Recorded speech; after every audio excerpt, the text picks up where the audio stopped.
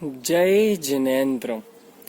आचार्य श्री 108 ज्ञान सागर महाराज जी की प्रेरणा से जो सुसंवर्धन संस्कार शिक्षण शिविर है, आज हम भाग 2 का द्वितीय पाठ देखेंगे, उसका स्वाध्याय करेंगे।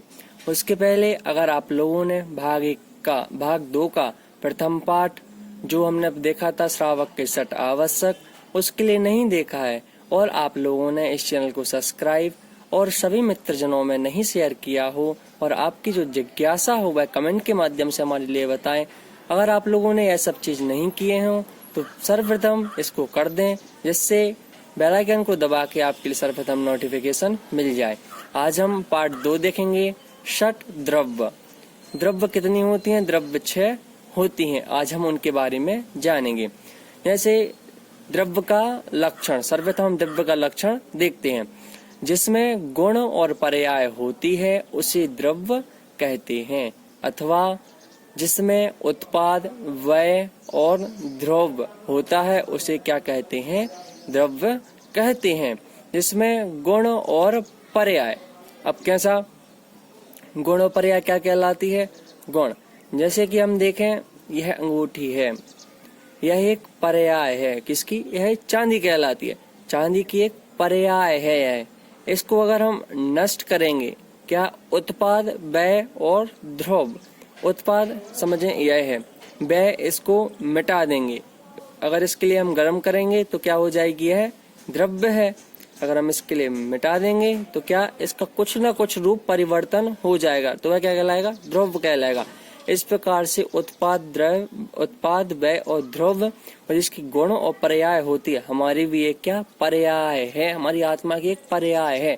हम क्या? शरीर तो नष्ट हो जाएगा लेकिन आत्मा अजर अमर रहती है, वह कभी भी क्या? नष्ट नहीं होती है।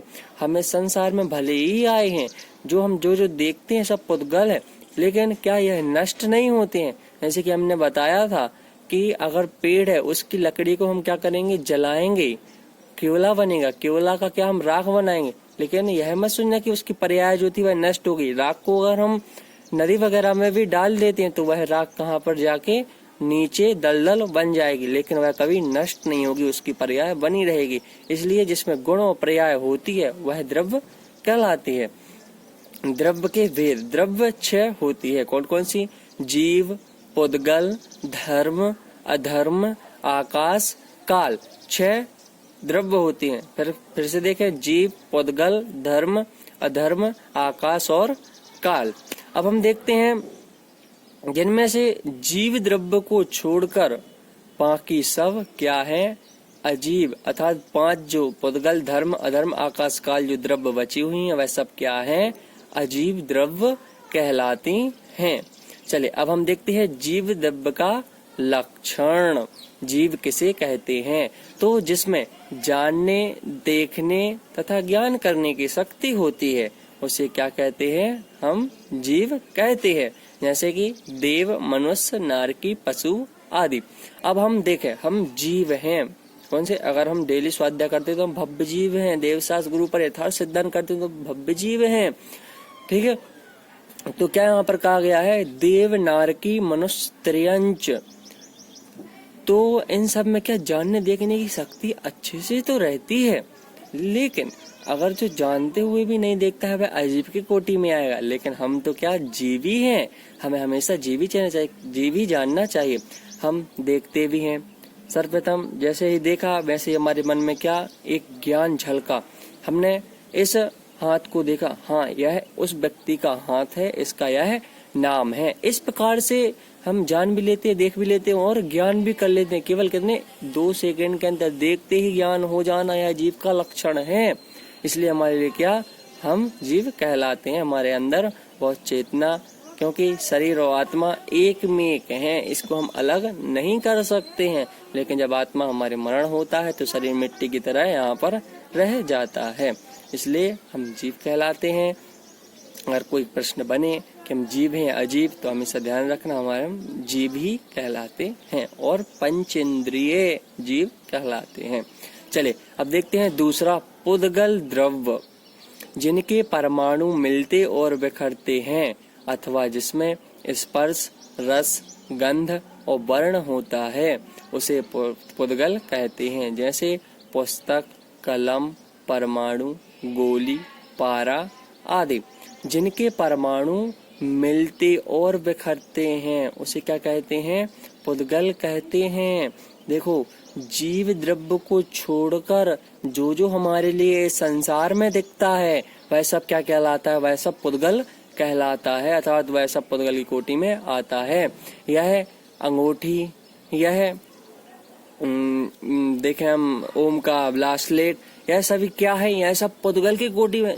कपड़ा भी पुद्गल है। क्या जितना भी संसार हमारे लिए दिख रहा है, तिरंच क्या जो जीव को छोड़कर बताया यहाँ पे, जीव को छोड़कर बाकी सबका सब क्या है? पुद्गल है। स्थावर और षटकायक जीव आदि को छोड़कर जितने भी जीव हैं सब पुद्गल कहलाते हैं। उनके परमाणु मिलते और बिखरते रहते हैं। जैसे रात में हम देखते हैं, हम टॉर्च जलाते हैं तो टॉर्च के सामने कितने अजीब अजीब से क्या रोशनी, जब उसकी फॉक्स घलता है तो वहाँ पर टॉर्च जहाँ तक उजियारा हमारा जाएगा, यहाँ तक उजेला जाएगा, वहाँ तक छोटे छोटे से अणु हमारे लिए क्या दिखाई देते हैं, वैसा पुद्गल की पर्याय कहलाती हैं। और स्पर्श, रस, गंध और वर्ण होता है। स्पर्श हम इसको देख रहे हैं, इसको महसूस कर सकते हैं, उसका स्पर्श भी होता है, रस भी होता है, उनमें गंध भी होती है, सुगंध दुर्गंध आदि भी होती है। इत्र वगैरह देख लें, उनमें सुगंध दुर्गंध आदि भी होती है। ठीक है। गोली, परमाणु, पारा, पुस्तक इत्यादि, कलम, हमने देखा है सब क्या पुद्गल की पर्याय होती हैं। पुस्तक हम पढ़ते हैं, अच्छे डेली पढ़ते हैं, अभी भी हम इस पुस्तक ही को ही पढ़ रहे हैं, तो क्या यह सब पुद्गल की पर्याय होती हैं। चलिए अब पुद्गल के भेद देख लेते हैं। परमाणु और स्कंद ये दो पुद्गल के भेद होते हैं, अथवा सूक्ष्म और स्थूल ये दो भी पुद्गल के भेद होते हैं। परमाणु और स्कंद, सूक्ष्म और स्थूल। परमाणु और स्कंद दो या दो वर्णों से मिले, उसे आगे देखेंगे उनकी परिभाषा। तो सूक्ष्म और स्थूल जान लेते हैं। सूक्ष्म कहलाता है छोटा सा और स्थूल कहलाता है मोटे रूप से। चलिए अब देखते हैं परमाणु की परिभाषा। पुद्गल के सबसे छोटे अविभागी टुकड़े को परमाणु या अणु कहते हैं। वह इतना छोटा होता है, बारीकी होता है कि उसके टुकड़े हम नहीं कर सकते, वह हमारे लिए नहीं दिखता है। तो परमाणु रहता है, उसके इतने टुकड़े करें, इस अंगूठी के इतने टुकड़े किए जाएं कि एक से दूसरा नहीं हो पाए, उसके लिए क्या कहते हैं? परमाणु कहते हैं। स्कंद दो या दो से अधिक मिले हुए पुद्गल परमाणुओं को स्कंद कहते हैं। जैसे गोलियां, चूर्ण, चटनी आदि।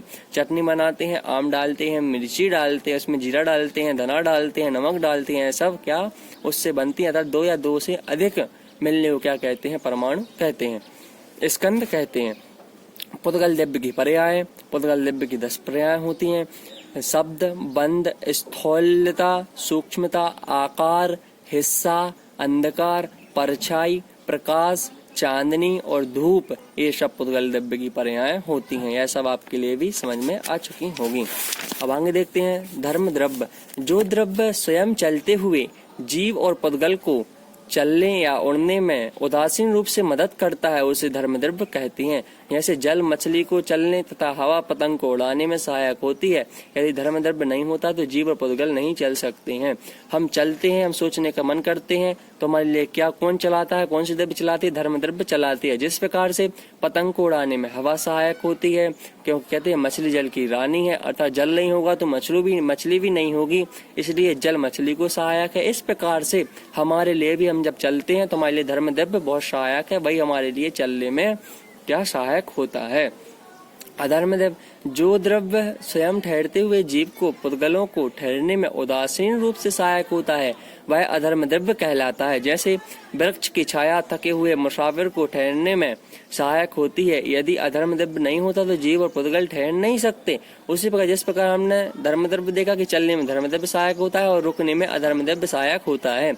हम रास्ते से जा रहे थे, हमारे लिए बहुत गर्मी लग रही थी, वृक्ष की छाया देखी, हमारे मन में अपने आप आया और हम वहीं पर उस छाया में बैठ गए, तो वहां पर रुके। तो वैसे किसकी कारण रुके? हम अधर्म द्रव्य के कारण रुके वहां पर। अब देखते हैं आकाश द्रव्य।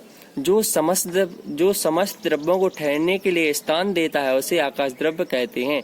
अगर आकाश द्रव्य नहीं होता तो किसी वस्तु को रहने के लिए जगह नहीं मिलती। लोकाकाश और अलोकाकाश ये दो आकाश द्रव्य के भेद होते हैं। हम रहते हैं जहाँ पर, हमारे लिए किसकी देन है? आकाश द्रव्य की देन है। अब इसके दो भेद थे। लोकाकाश पहला, जितने स्थान में जीव, पुद्गल, धर्म, अधर्म, आकाश और काल ये 6 द्रव्य रहती हैं उसे आकाश या स्थान को लोकाकाश कहते हैं। देखें, जितने पूरे ब्रह्मांड में क्या होता है, पूरे में अगर आकाश द्रव्य वगैरह रहती हैं तो उसे क्या कहते हैं? आकाश द्रव्य कहते हैं। हम यहाँ पर रहते हैं, 6 द्रव्य जहाँ पर निवास करते हैं उसके लिए लोकाकाश कहते हैं। किसका भेद है? आकाश द्रव्य का भेद है। अब देखते हैं अलोकाकाश। जिस स्थान में केवल आकाश ही आकाश है, अन्य कोई द्रव्य नहीं है, उसे अलोकाकाश कहते हैं या आलोक कहते हैं। जैसे कि हम देखते हैं ऊपर, आकाश के ऊपर केवल आकाश ही आकाश, उसके लिए क्या कहते हैं? अलोकाकाश कहते हैं। लोकाकाश हम जहाँ पर रहते हैं, हमारे लिए जो चलने में सहायक होता है, इत्यादि 6 प्रकार के जो द्रव्य जहाँ पर निवास करते हैं उसके लिए लोकाकाश कहते हैं। अब देखते हैं काल द्रव्य का लक्षण। निश्चय काल और व्यवहार काल, ये 2 काल द्रव्य के भेद हैं। सर्वप्रथम निश्चय काल, जो स्वयं पलटता है तथा स्वयं पलटते हुए अन्य द्रव्यों को पलटने परिणमन करने में कुम्हार के चाक की कील के समान सहायक होता है, उसे निश्चय काल कहते हैं। ऐसे कुम्हार की कील होती है, वह जिस प्रकार से उस घड़े के लिए क्या करता है, उसमें डिजाइन बनाता है, उसी प्रकार वह उस रूप में परिवर्तन हो जाती है। उसी प्रकार यह जो निश्चय काल है वह स्वयं पलटता है और दूसरों को पलटाने में सहायक होता है। आज कल का दिन अलग था, आज का दिन अलग है और कल का दिन अलग हुआ, इस प्रकार से वह कालदेव पलटता रहता है। व्यवहार काल, घड़ी, घंटा, दिन, सप्ताह, पक्ष और महीना आदि को व्यवहार काल कहते हैं। घड़ी को, घंटे को, दिन, सप्ताह, पक्ष, महीना इत्यादि साल को व्यवहार काल कहते हैं। विशेष देख लें एक बार, पॉइंट कुछ दिए हैं उसको पढ़ लें। बहुप्रदेशी द्रव्य को अस्तिकाय कहते हैं। काल द्रव्य अस्तिकाय नहीं है क्योंकि उसका प्रत्येक अणु अलग अलग रहता है। शेष 5 द्रव्य एक अणु से अधिक जगह घेरते हैं, इससे वे अस्तिकाय हैं। धर्म और अधर्म द्रव्य जीव तथा पुद्गल की प्रेरित कर नहीं चलाते या ठहरते हैं, किंतु जब वे चलते या ठहरते हैं तब उनको मदद अवश्य देते हैं। ये 6 द्रव्य समस्त लोक में व्याप्त हैं, फिर भी एक दूसरे के रहने में बाधक नहीं होते। पुद्गल द्रव्य को छोड़कर शेष द्रव्य दिखाई नहीं देते क्योंकि वे रूप रहित तथा अरूपी या अमूर्तिक हैं। धर्म, अधर्म और आकाश ये तीनों द्रव्य एक ही हैं, इनके हिस्से या भेद नहीं होते। धर्म और अधर्म से यहाँ पुण्य और पाप नहीं समझना, किंतु 6 द्रव्यों के अंतर्गत द्रव्य समझना चाहिए। अन्यथा धर्म और अधर्म का अर्थ शुभाशुभ, शुभ और अशुभ कर्म का फल, पुण्य और पाप जानना चाहिए। इस प्रकार से हमने 6 कायिक जीवों का आज क्या अच्छी तरह से 6 द्रव्यों के बारे में हमने जाना। अगर किसी के लिए यह कुछ समझ में नहीं आया हो तो हमारे लिए कमेंट के माध्यम से उसमें आप अपनी जिज्ञासा लिखें, इसका समाधान हम उसी में कर देंगे।